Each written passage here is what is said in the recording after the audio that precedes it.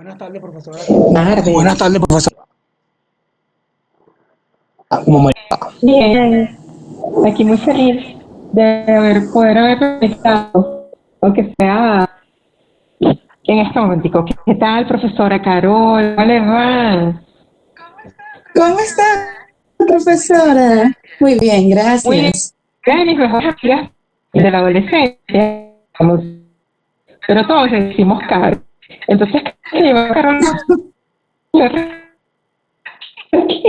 Yo, es la profesora. La persona que conozco antes de mí se llama así.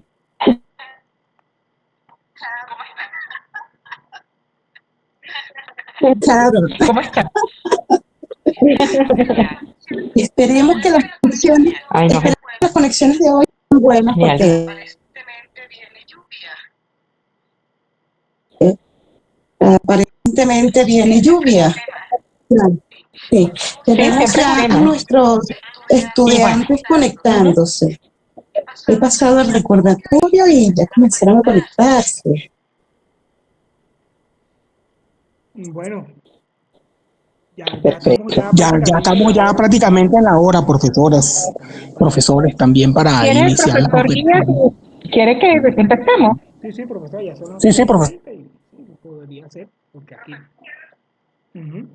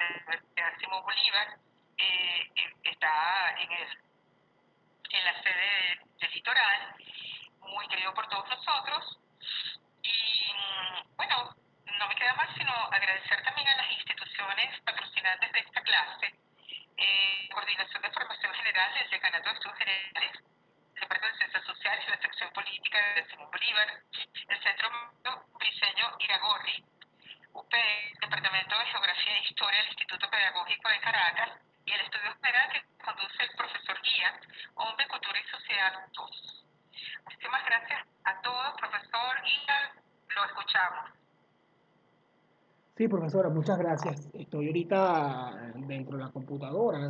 Estoy ahorita en Caracas, en Montalbán, y tuve un problema que la conexión a la computadora se desvaneció y volvió otra vez a ingresar. Sí, muchas gracias.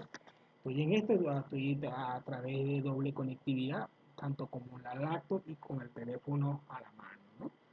Y vamos, ay, otra vez se desconfiguró esto, pero sí, estamos bien por acá. Vamos a ver si la presento por la...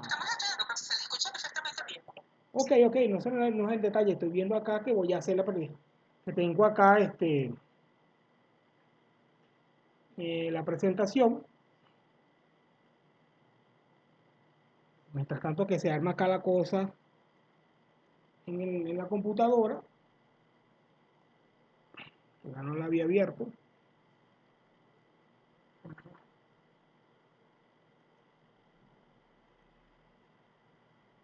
Ujú.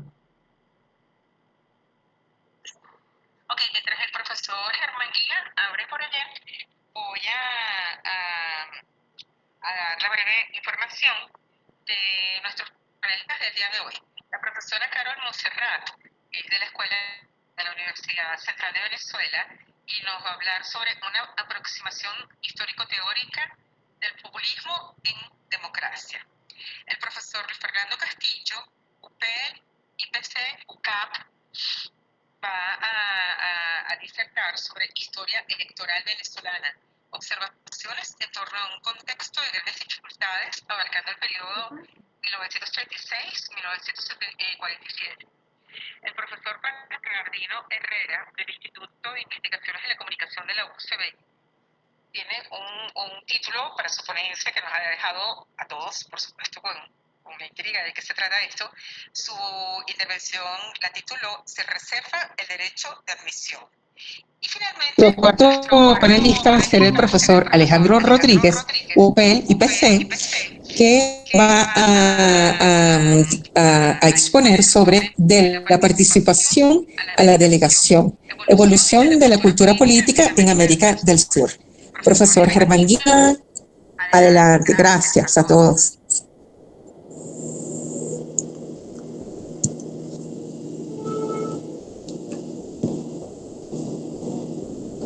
Una pregunta, profesora. Profesora, ya va, que aquí la conexión está un poco Sí, la conexión está Sí, la conexión está un poco fastidiosa. Sí, fastidiosa. Sí, aquí tengo ya la conexión y iba a hacer la y presentación iba a hacer la presentación de la profesora Carol Montserrat, representa a la Escuela de Historia de la Universidad Central de Venezuela. Ella nos va a hablar sobre una aproximación histórico-teórica del populismo en democracia. Y la profesora Carol Montserrat es cursante de un doctorado en ciencias, mención ciencias políticas de la Universidad Central de Venezuela, también es doctora en Derecho por la Universidad Nacional de España a distancia, UNED, y personal docente a la Escuela de Historia de la Universidad Central de Venezuela. Estoy acá afinando, pues la profesora me mandó su comunicado, pero lo estoy haciendo desde la lacto, ¿no? Entonces la lacto ahorita está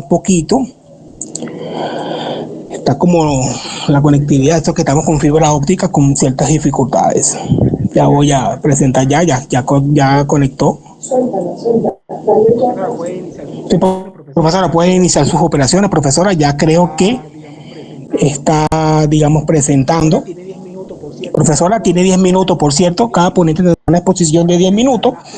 Para finalizar las exposiciones será la sección de preguntas y respuestas, que sean cortas y precisas, ¿no? Esto es un punto importante para que la dinámica sea fluida y permita, pues, un mejor desarrollo de la actividad académica. Bueno, profesora, tiene 10 minutos para su exposición. No sé si ¿Está usted está viendo la presentación, profesora? ¿Está viendo la presentación, profesora? Ya voy para No allá. la estoy viendo, profesora. Ya voy para allá. Ajá. Ajá. ¿No? ¿No se le ve? ¿No se le ve? Lo está compartiendo. Déjame buscar aquí, abrir por otro mecanismo. Por PDF, para ver si abre la presentación. No, Si lo puse en otra. no. Ya vamos a abrir ya.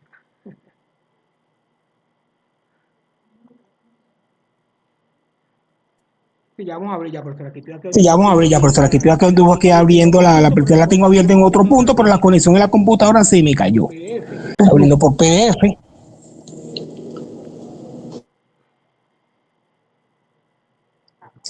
Ajá, ya voy. No me abre desde aquí.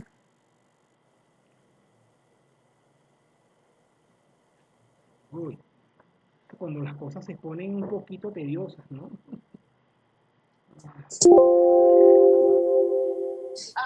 Um, profesor, Dígame, profesora Caro. dígame, profesora Carlos. No, no, Vaya dándole entonces para que podamos avanzar, porque la computadora se pone un poquito calamitosa en mi caso, ¿no? Buenas tardes, muchísimas gracias a todos los que están aquí presentes, especialmente a los coordinadores de esta actividad, de esta clase. Vamos a compartir sobre elementos que vinculan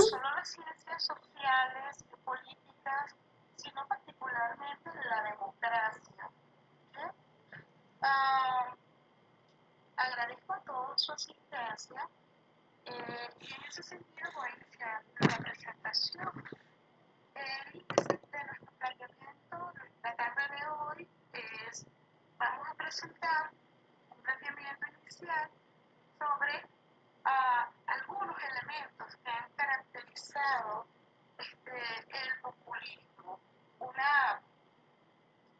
El populismo desde un concepto polisémico, así denominado en algunos autores, pero que sin embargo, como lo participó el doctor Juan Carlos Rey ya en el 2002 y posteriormente en sobre el 2007, el populismo como definición ha ido cambiando.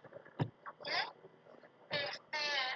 También vamos a recitar algunas características, no todas, que nos vinculan a los procesos históricos que ha desarrollado el populismo, no solo en Latinoamérica, sino una noción global. Latinoamérica, Norteamérica, Europa Occidental. El populismo en democracia. El populismo en democracia y por qué el populismo en democracia.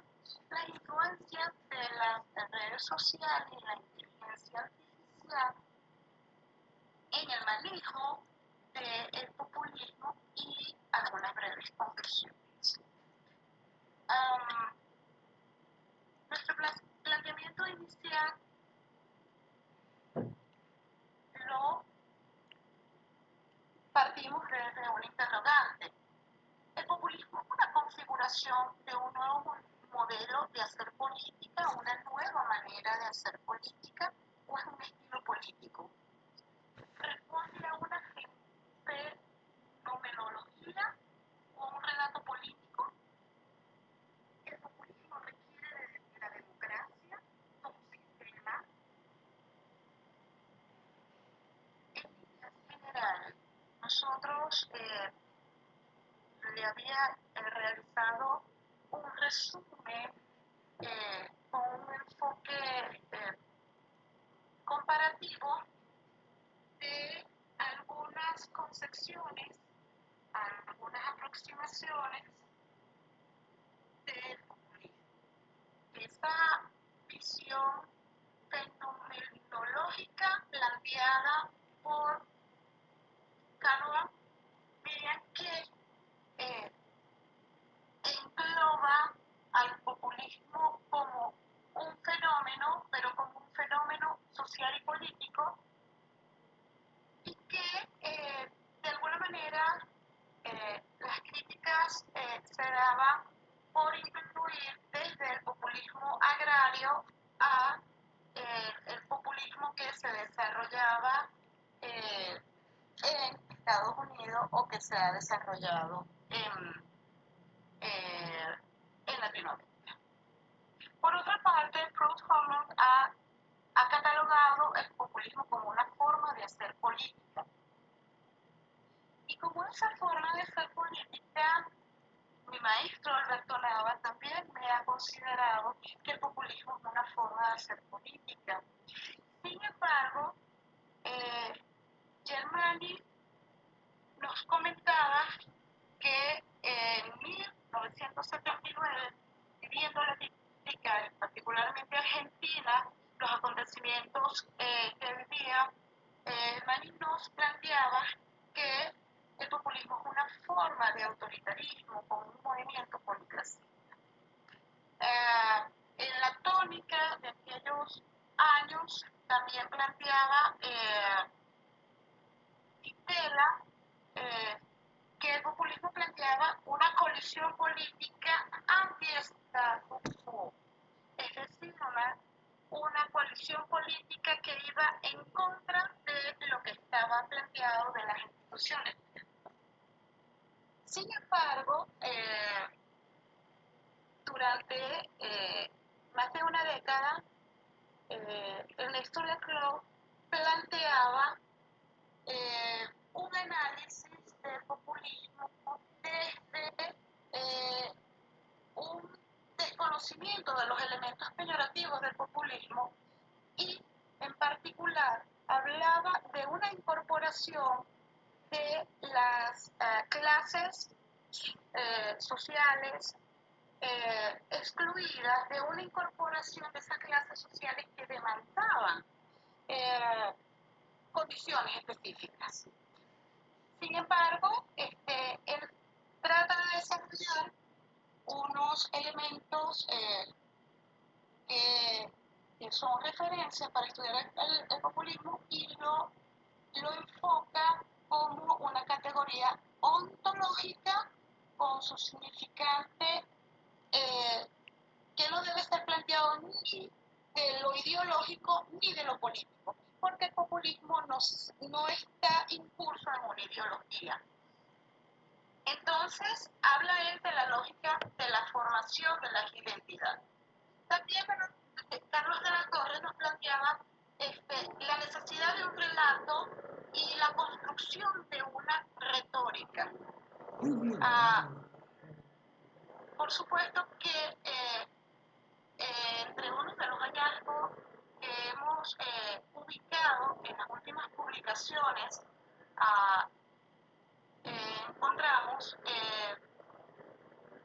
un estudio histórico que realizó Federico Fischerson en 2018, donde plantea que la democracia ha devenido en una democracia populista. Y él lo hace enfocado desde los elementos del fascismo al populismo, una concepción histórica. Y se plantea desde los inicios, desde la culminación del fascismo en Europa y de los inicios de las características populistas en Latinoamérica.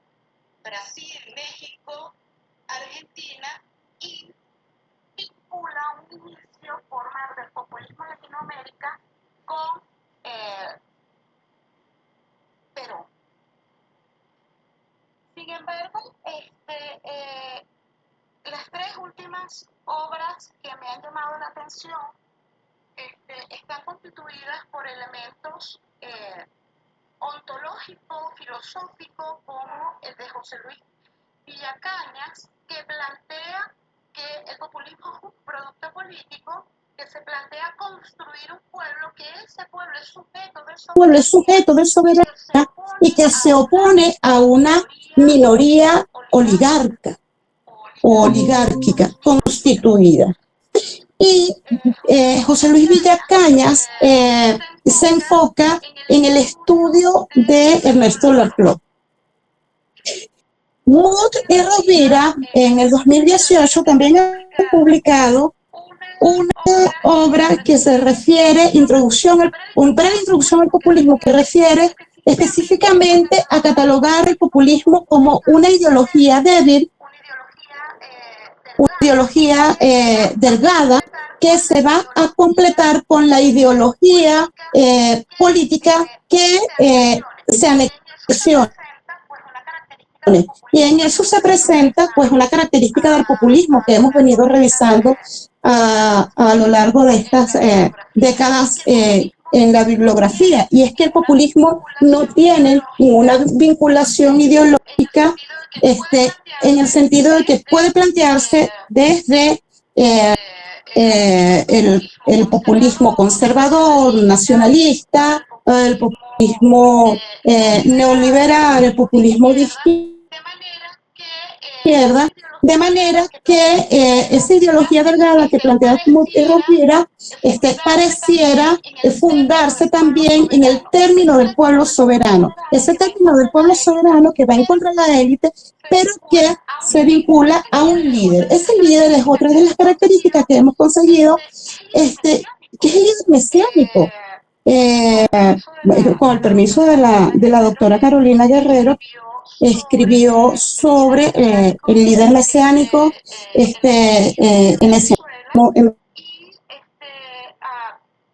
Venezuela, y eso es una de las características del populismo. No solo es el discurso disruptivo, no solamente es el líder carismático, sino también que hay un aspecto de inmediatez mesiánico, de esas de necesidades, de carencia, demandante de que se les resuelva los diferentes elementos que plantean. Ole Guillermo hablaba de Estado democrático, y el Estado democrático, particularmente en Latinoamérica, en los informes que presentó para la OEA, caracterizaba que Latinoamérica no logra completar el Estado democrático, haciendo énfasis en esas demandas sociales, económicas, políticas que tienen sectores de la sociedad.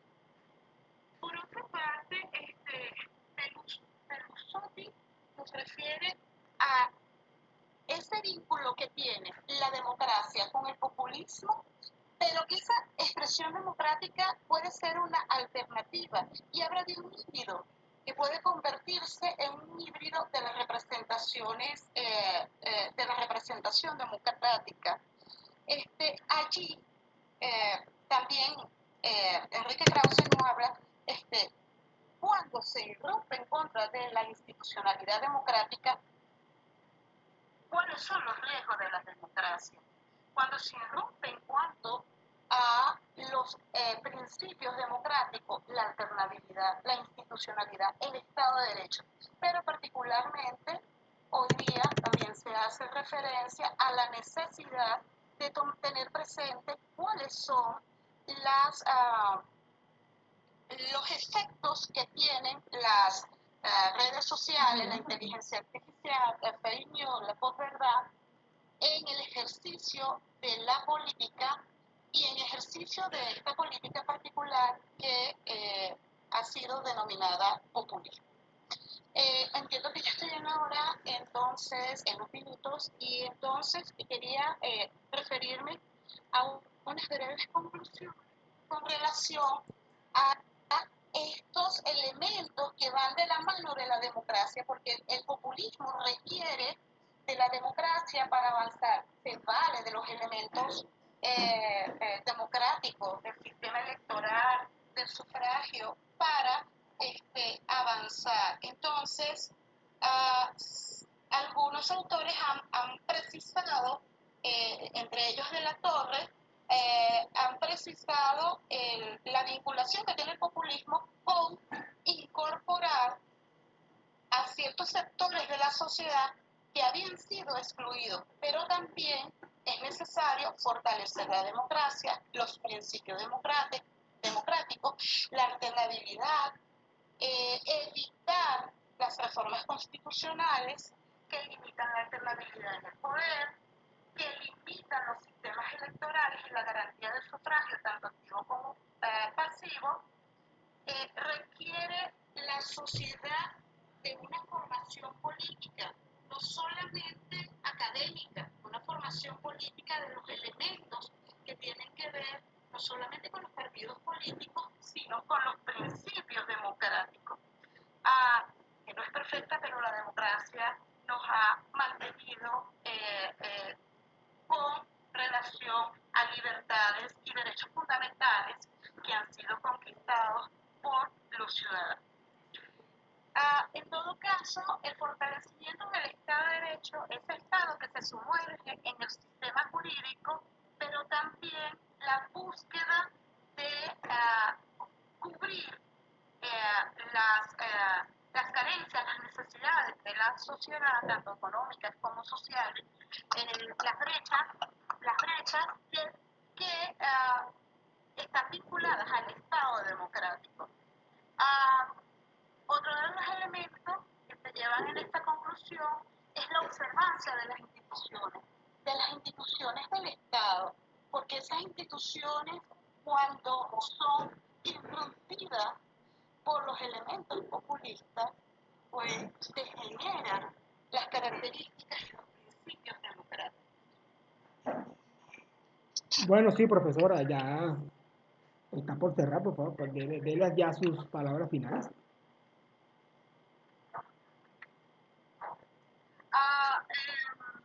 Entre esas observancias de las instituciones debemos tomar en cuenta particularmente en la democracia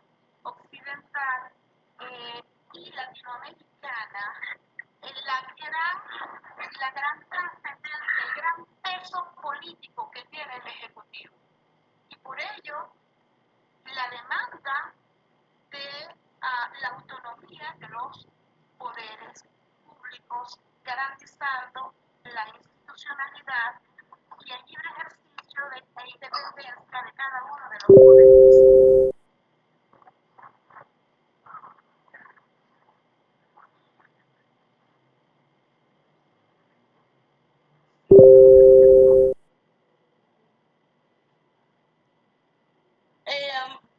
Profesor Germán, ¿está allí? Sí, así es. Aquí estoy, profesora. Ya va. Si tiene... Aquí estoy, profesora, ya. Aquí estoy, no se preocupe, es que ando estresado con que no la computadora no quiere abrir la conectividad. Estoy con el teléfono y muchas veces ando a ciegas, ¿no? Cuando uno no trabaja con un apoyo. Pero sí, está bien, profesora, muy bien. Ya cumplimos con su exposición y ahora le damos el turno al profesor Luis Fernando Castillo. Profesor Castillo, ¿está presente por allí? Sí, aquí estamos, hermano. Bueno. Sí, profesor, muchas gracias. Sí, disculpen ciertas interrupciones, pero el internet acá está un poco dificultoso en la conectividad y la latencia de los datos. Bueno, profesor Luis Castillo nos tiene una exposición sobre la historia electoral venezolana, observaciones en torno a un contexto de grandes dificultades, 1936-1947. El profesor Luis Castillo es docente e investigador del Instituto Pedagógico de Caracas, profesor de Historia de Venezuela en la Universidad Pedagógica Experimental Libertador. También es investigador del Instituto de Investigaciones Históricas Hernán González Oropesa de la Universidad Católica Andrés Bello. Profesor Castillo tiene 10 minutos de exposición. El micrófono, mejor dicho, para usted. Muchas gracias. Bien, muchas gracias, Germán. Gracias por la invitación. Y bueno, por la oportunidad aplaudo también el organizar este tipo de eventos y sobre todo para conversar, compartir ideas en torno a la democracia, que es sin duda alguna un tema medular Venezuela, en la Venezuela en la que vivimos en este momento. Entonces, es un punto importante, es un tema importante, no solamente revisarlo desde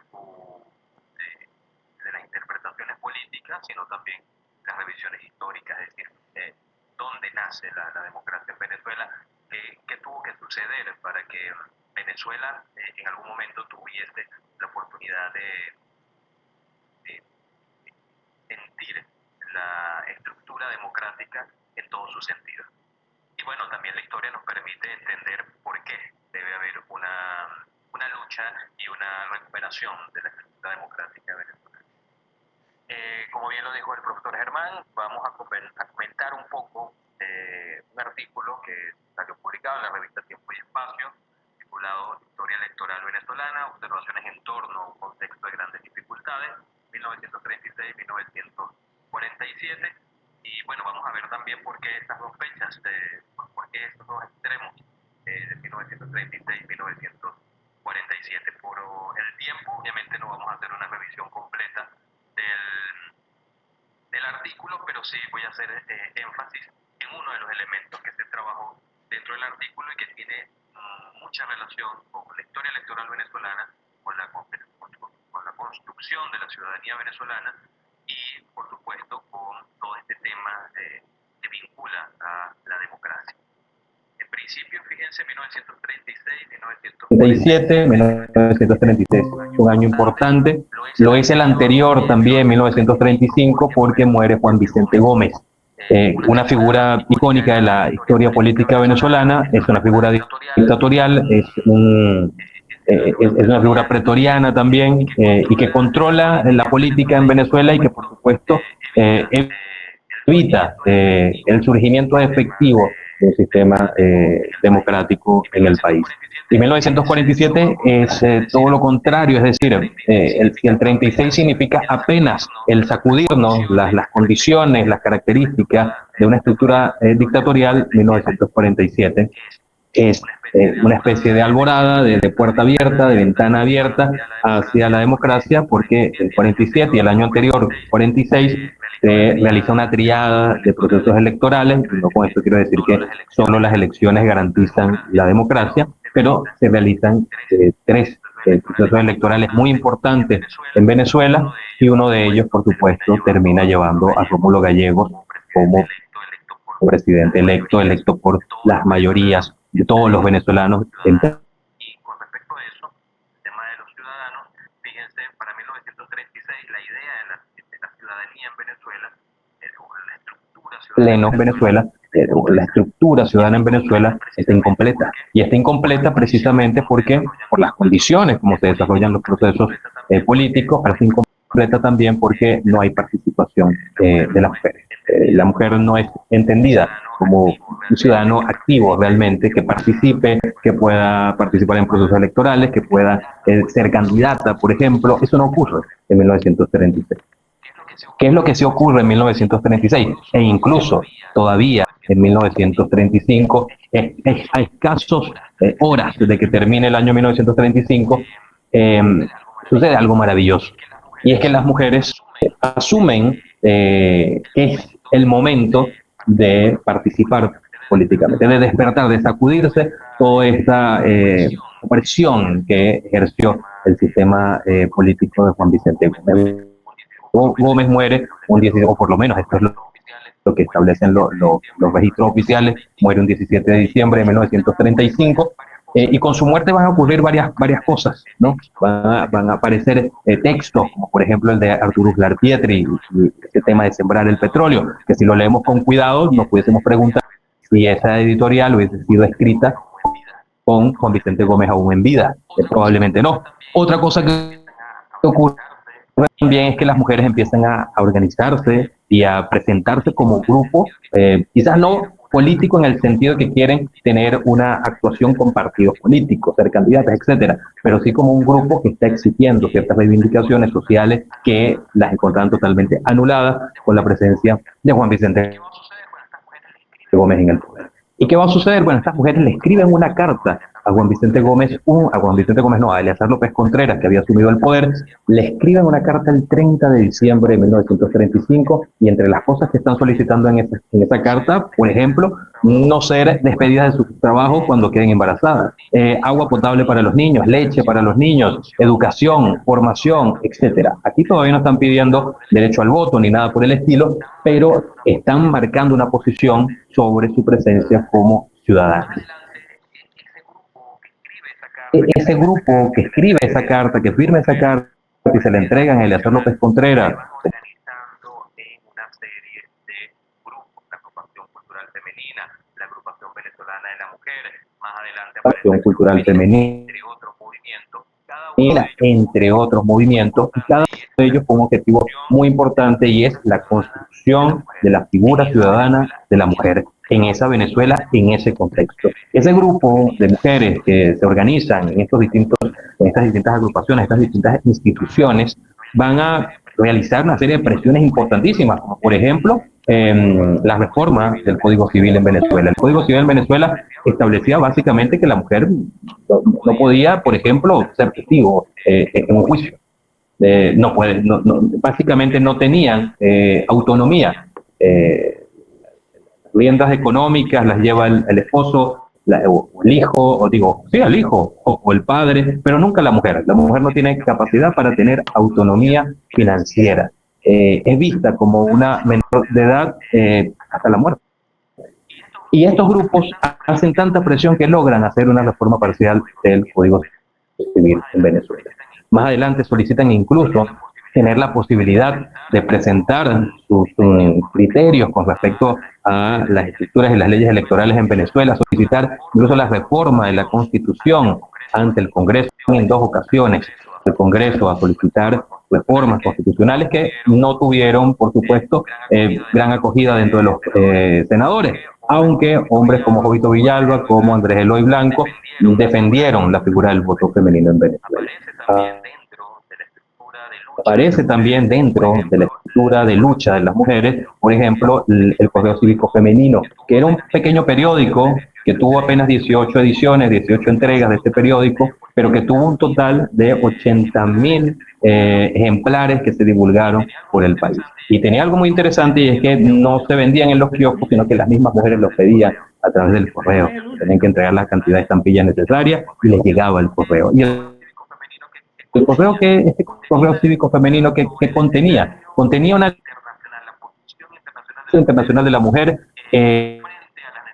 frente a la necesidad de establecer el voto femenino. Es decir, cómo está la mujer latinoamericana en ese momento. Además de eso, tenía una sección, varias secciones de formación política de la mujer, de formación cívica de la mujer, de formación en general, porque no solamente era luchar por los derechos políticos, sino preparadas para actuar de forma protagónica en la estructura política de esta Venezuela. Que las venezolanas hayan podido participar en las elecciones del 46 y en las elecciones del 47 no fue una decisión de algún partido político, no fue la decisión de algún líder político masculino, sino todo lo contrario. Fue producto de un proceso largo, un proceso complicado, porque tenían todo en contra las mujeres, para lograr de manera efectiva insertarse dentro de la estructura social y dentro de la estructura ciudadana en Venezuela. La parte de las mujeres en democracia es una construcción absolutamente de ellas. Es decir, la lucharon de manera impresionante, de manera increíble, para lograr ser parte de la estructura democrática en Venezuela. He allí también la importancia de la defensa de la democracia, la importancia de la necesidad de la democracia, porque es un bien que debemos valorar para lograrlo, para ir a por él. Hay que entenderlo y hay que saber el costo, el gran costo que se tuvo que pagar para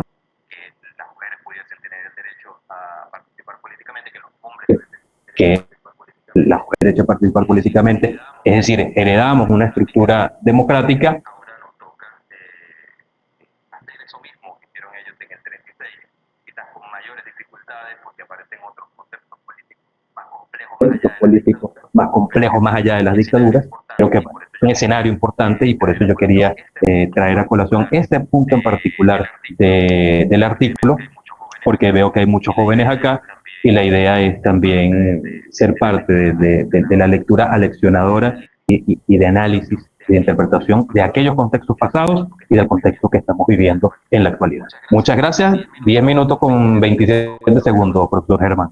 Sí, profesor, aquí tengo un cronómetro, ya sí, 10 minutos con 11 segundos. Sí, muchas gracias, profesor, por ajustarse el tiempo. Recuerden que pues espacio al tiempo es una cosa, es una cantidad pues, bastante importante a la hora de establecer una dinámica. Ahora vamos a presentar al profesor Bernardino Herrera, si está por acá presente.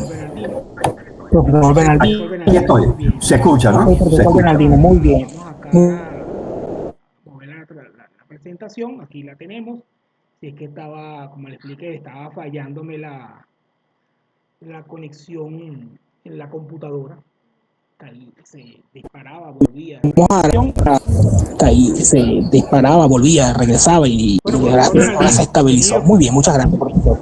Bueno, profesor Bernardino, bienvenido a este espacio virtual, porque nos representa desde el punto de vista académico, como profesor de la Universidad Central de Venezuela, ya jubilado, pero que ha dado su gran aporte por la academia venezolana.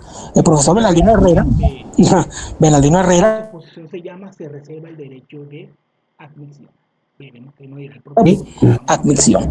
Veremos que no dirá el profesor. Vamos a presentar brevemente su síntesis curricular. El profesor Bernardino Herrera es doctor en Historia por la Universidad Central de Venezuela. También es profesor jubilado del Instituto de Investigaciones, no, profesor de la Instituto de Investigaciones de la... Ok, muy bien, sí, ese instituto yo recuerdo muy bien que está en el piso 3 del edificio de la Universidad Central de Venezuela. Bueno, de la Facultad de Humanidad y Educación, Universidad Central de Venezuela, también es autor de un trabajo bastante interesante, OLVE, el diseño del país, el discurso político de la Venezuela de 1936 y la expansión telegráfica de Venezuela, un trabajo bastante importante sobre la comunicación, la historia de la conectividad y la tecnología en Venezuela, que por cierto, buen trabajo, profesor, sobre sobre las líneas Bueno, telegráficas. profesor, tiene 10 Gracias. Bueno, profesor, tiene 10 minutos de exposición. los micrófonos. Los micrófonos de alguna manera son suyos, pues ahora puede darle usted a su exposición oral. Muchas gracias. Bueno, muchas gracias, Germán. Saludos a todos. Quiero comenzar con la innovación. Que decía, prefiero la peor de las democracias a la mejor de las dictaduras. Aún con figuras críticas a la democracia, yo suscribo plenamente sus palabras. Y en la democracia que creemos conocer, digamos, en la realidad es realmente una versión. La democracia, en la realidad, es realmente una versión masificada del modelo republicano surgido en el siglo XIX, especialmente en América. Y aquellas fueron repúblicas elitistas, mientras que las actuales son prácticamente repúblicas de masas. Las llamamos democracia de alguna manera. Pero tanto las del pasado como las del presente Es una élite la que ejerce el poder. La diferencia con respecto a las monarquías absolutas, puestas por aquellas repúblicas del siglo XIX estriba en las constituciones, es decir, la proclamación de un acuerdo escrito de principios y regulaciones que limitarían el ejercicio del poder, sea del rey o de los gobernantes en general. Aquellas repúblicas decimonónicas no se reconocen como democracia porque los derechos políticos estaban extremadamente restringidos.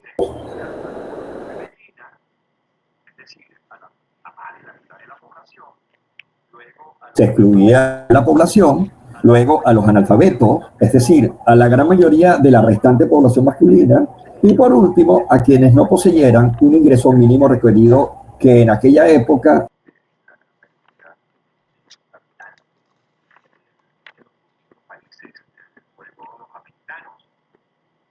este modelo político constitucional, por supuesto, que es absolutista, pero sin embargo, muchísimas instituciones bélicas, es una de las grandes características. Las élites que hoy llamamos clase política, nunca lograron consolidar del todo la institucionalidad perdida tras la República. La legalidad de origen casi siempre fue desconocida y cuestionada. Las frágiles sistemas electorales nunca lograron resolver las rivalidades y competencias de los grupos políticos, cuyas violentas reyertas, la mayoría de ellas iniciales, no ofrecieron actos de economías ya devastadas por las guerras anteriores, la necesaria estabilidad para alcanzar, mucho menos superar la prosperidad que ya había alcanzado la odiosa monarquía después. Las economías, especialmente las agrícolas, no suelen prosperar en medio de cíclicos escenarios de guerra. Pero en el hipotético caso de que las élites nacionales lograran algo parecido a una convivencia pacífica, cosa que algunos países americanos, pues tampoco podrían garantizar el sosiego necesario para crecer económicamente, ya que las economías en ese entonces dependían considerablemente del mercado global, y el mercado global es muy susceptible de la intervención de las potencias globales. Para resolver este problema, se hacía necesario extender el principio constitucional que había asumido cada nación y extenderlo a la comunidad internacional, sea continental, sea mundial. Pero esto, como sabemos, demoró muchísimo tiempo y luego cuando surgió lo que conocemos hoy como la ONU, pues el problema aún no ha logrado resolverse. La crónica y estancada pobreza que se produjo en el siglo XIX y XX, en lo que se estaba submergida la mayor parte de la población mundial, no logró nunca superarse con el crecimiento industrial conocido, sino con algunas variables en las sociedades abiertas que lo llamamos desarrolladas. Y el modelo republicano y la monarquía constitucional, el campo equivalente, a constituir una constitución, cumplieron con las expectativas de una vida tan ofrecían a todas las expectativas que habían influido. Y como sabemos, la pobreza es la madre de todos los conflictos y de la inestabilidad, así como una limitante muy severa del crecimiento económico. Es decir, la pobreza es un círculo vicioso que si no se supera, es prácticamente se convierte en un fardo muy pesado para cualquier sistema político, por muy brillante que este sea. Bien, las agotadas expectativas cumplidas por los modelos constitucionales surgidos en el siglo XIX y que continúan hasta el presente, fueron siendo desplazadas progresivamente por las ideologías, estas que conocemos, nacionalismo, comunismo, socialismo, fascismo, y todo ese largo etcétera que ha venido. Y una de ellas, hay que reconocerlo ya de una buena vez, es la democracia, que ha sido convertida en una ideología. En efecto, se fundamente en uno o más dogmas,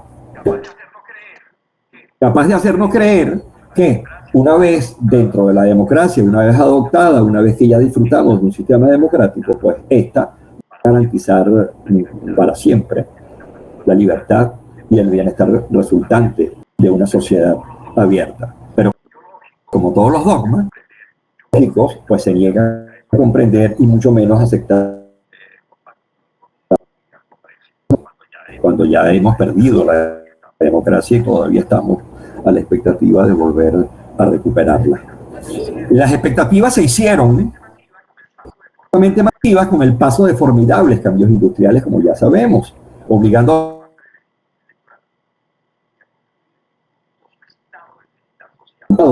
el bienestar social. Los estados crecieron en pesadas cargas sobre las frágiles economías que se agravaban. Las economías industriales y las economías globales. Los modelos populistas, esto